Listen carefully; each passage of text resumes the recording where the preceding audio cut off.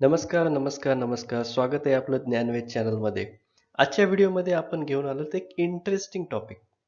बऱ्याच लोकांची इन्व्हेस्टमेंट जी आहे एका म्युच्युअल फंडमध्ये 10 पट झाली. आता त्यांना प्रश्न पडलाय, की हा म्युच्युअल फंड तर आधी उत्कृष्ट होता. त्यांनी विश्वास ठेवला. त्यांची गुंतवणूक सुद्धा खूप वाढली. आता पैसे काढण्याची वेळ झालेली आहे का? आता आणखी जर गुंतवणूक करायची तर करू शकतो का त्याच्यात, की आता गुंतवणूक थांबवली पाहिजे?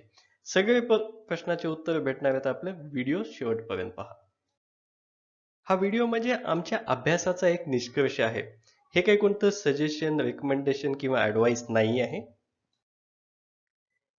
हे जी म्युच्युअल फंडची जी योजना आहे ती एका अग्रगण्य कंपनीची म्हणजे आपल्याला माहित आहे, बऱ्याच लोकांना माहित आहे. अलीकडेच त्याने 10,000 कोटींचा टप्पा जो आहे तो ओलांडला आहे. या फंडची सुरुवात झाली होती 2009 मध्ये. ते आहे इक्विटी फंड मध्ये म्हणजे स्टॉक मार्केटमध्ये याचे इन्व्हेस्टमेंट असतात आणि याची कॅटेगरी आहे स्मॉल कॅप फंड म्हणजे हा थोडंसं रिस्की आहेच. स्मॉल कॅप म्युच्युअल फंडमध्ये काय होतं, ज्या लहान आकाराच्या कंपन्या असतात त्याच्यामध्ये ही गुंतवणूक जास्तीत जास्त केली असते. जर यांच्या मार्केट कॅपिटलायझेशन नुसार जर यादी केली तर 250च्या पुढची जी रँक असे जे बरेचसे स्टॉक याच्यामध्ये असतात. जो थोडीशी जोखीम यापेक्षा जास्त असते म्हणजे लार्ज कॅप आणि मिड कॅप कंपन्या ज्या आहेत त्याच्यापेक्षा जास्तच असते. मग काय होतं, बऱ्याचदा फंड मॅनेजर्स जे असतात ते नवीन लिस्टेड कंपन्यांकडे नजर ठेवतात. जसं IPO मध्ये नवीन नवीन कंपन्या येतात ना मार्केटमध्ये, त्यांच्यामध्ये हे कंपन्या लक्ष ठेवतात. कारण त्यांच्यामध्ये काय असतं की वेगवान वाढ होण्यास थोडासा वाव भेटतो. त्याच्यामुळे होऊ काय शकतं, आपल्याला लॉंग टर्म मध्ये एक जास्त रिटर्न आपल्याला भेटू शकतात. एवढे सारे ऑप्शन असताना लोक स्मॉल कॅप म्युच्युअल फंडामध्ये का गुंतवणूक करतात? आपल्याकडे एक चार्ट आहे 5 वर्षांचा. दोन इंडेक्स मध्ये आपण कंपॅरिझन केलं, एक आहे निफ्टी 50चा आणि एक आहे BSE स्मॉल कॅपचा. इथं काय झालं, 5 वर्षामध्ये तुम्ही पाहता अस्थिरता जी आहे, वोलाटिलिटी ज्याला म्हणतो, ती जास्त आहे स्मॉल कॅप मध्ये, बरीच जास्त आहे. पण रिटर्न सुद्धा जास्त आहे. आपण पाहू शकतो 5 वर्षामध्ये जवळपास 11-12% रिटर्न आपल्याला जास्त दिसतोय. आज आपण ज्या फंड बद्दल बोलतोय ना, स्थापनेपासून त्या फंडने काय केले, जवळपास वार्षिक दरवर्षी 21% आसपास रिटर्न दिलाय. आणि एकूण जर पाहिलं तर जवळजवळ 900% आपल्याला प्रॉफिट म्हणजे लाभ आहे. आणि याची NAV सुद्धा बघा, जवळजवळ आता 100 टच केली. हा रेग्युलर प्लॅन आहे. आता मागच्या जर 5 वर्षाचा आढावा जर घेतला तर काय झालं, 5 वर्षात जवळपास त्या इंडेक्सने किती रिटर्न दिला, 115%च्या आसपास. पण या फंडनं काय केलं, 168%. म्हणजे बघा किती डिफरन्स आहे. म्हणजे या फंडने इंडेक्स पेक्षाही भरपूर जास्त चांगले रिटर्न दिलेले आहेत. पण हे 5 वर्षाचे रिटर्न काय नेहमी करताच गॅरंटीड असतात का? असं नाही. मागच्या जर 2 वर्षात आपण जर पाहिलं, इंडेक्सने किती दिलेत, 47%. आणि या फंडाने किती दिलेत, फक्त 38%. म्हणजे इंडेक्स पेक्षा कमीच रिटर्न आहेत. बरं जाऊ द्या. मागच्या एका वर्षात सगळ्यांनाच माहिती आहे की स्टॉक मार्केट खूप वर चढलेलं आहे. आता एका वर्षात पाहू. एका वर्षात इंडेक्सने किती दिलेला आहे, 90%चा रिटर्न दिलाय. या फंडने किती, 71, म्हणजे जवळपास 19% कमी रिटर्न इंडेक्सपेक्षा. तरी हा फंड चांगला आहे का नाही, कसं ठरवणार? म्हणून आम्ही काय केलं, या फंडचा सगळ्याच कुंडली जी आहे ती फाइंड केली आता. आता याच्यामध्ये आपण काय पाहिलं, याचा जो इंडेक्स जो आहे तो आहे S&P BSE small cap TRI. हा इंडेक्स याच्यासोबत कंपॅरिझन करतो. 10,000 कोटी याने AUM ओलांडलेला आहे. रेग्युलरची जी NAV आहे ती जवळपास 100 आता टच केली आणि डायरेक्ट फंडाची किती आहे, 110च्या आसपास. एका वर्षात किती रिटर्न दिले, जवळपास 71%. 2 वर्षात 38%. 3 वर्षामध्ये 25%. हे दर साल दर शेकडा असं पकडलं जातं. 5 वर्षात जवळपास 22%. 10 वर्षात 25% सतत. आणि जेव्हापासून लॉन्च झाला 21%च्या आसपास. म्हणजे तुम्ही म्हणू शकता, दर वर्षाला तुमचे पैसे 20%पेक्षा जास्त वाढत असतील तर किती आनंद होईल. आता हे झालं एकदाच जर पैसे टाकले असते तर. आपण SIP चा परफॉर्मन्स सुद्धा पाहणार आहोत. समजा मागच्या 10 वर्षात तुम्ही दर महिन्याला ₹1,000 टाकले म्हणजे 1,20,000 गुंतवले आणि तुम्हाला भेटले किती 10 वर्षानंतर, 4,90,000, जवळपास 5 लाखाच्या जवळपास. म्हणजे 300%पेक्षाही जास्त प्रॉफिट झाला आपला.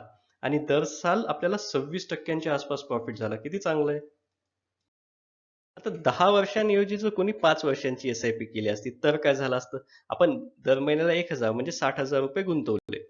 आपल्याला भेटले किती, 1,16,000च्या आसपास म्हणजे 56,000चा फायदा.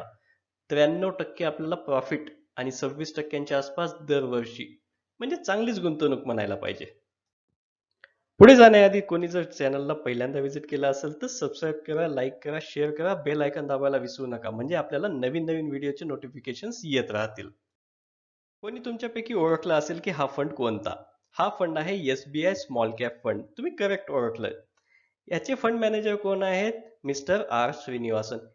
हाच फंड 2013 पासून पाहत आहेत, म्हणजे त्यांच्या हातात जवळपास मागचे 8 वर्ष हा फंड आहे. एक चांगली गोष्ट आहे. याचा इंडेक्स कोणता आहे आपण पाहिले? BSE small cap index TRI. याच्यामध्ये जर एका वर्षाच्या आत जर तुम्ही पैसे काढून घेतले तर 1% हा एक्झिट लोड आपल्याला द्यावा लागतो.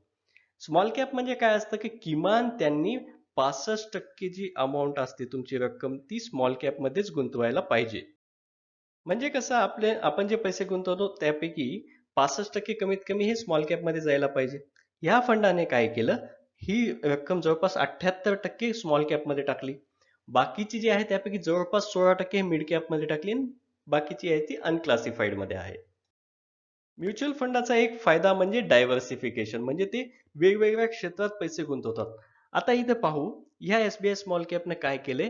जास्तीत जास्त रक्कम कुठं गुंतवलेली आहे? कन्झ्युमर गुड्स, त्याच्यानंतर इंडस्ट्रीयल मॅन्युफॅक्चरिंग, मग केमिकल्स, याच्यामध्ये जास्तीत जास्त गुंतवणूक ही केलेली असते. म्हणजे कोणत्याही एका क्षेत्रावर ही कंपनी किंवा म्युच्युअल फंड डिपेंडंट नाहीये. आता यांनी जर कोणत्या कोणत्या शेअरमध्ये गुंतवणूक केली हे आपल्याला माहित पडतं का? हो, माहित पडतं. आता आपण 2 महिन्याचा डेटा घेतला. एक आहे 31 जुलैचा डेटा घेतला. याच्यामध्ये काय दिसतं? LG इक्विपमेंट मध्ये जास्तीत जास्त गुंतवणूक दिसते. 2 नंबरवर कार्बोरंडा, त्याच्यानंतर JK सिमेंट.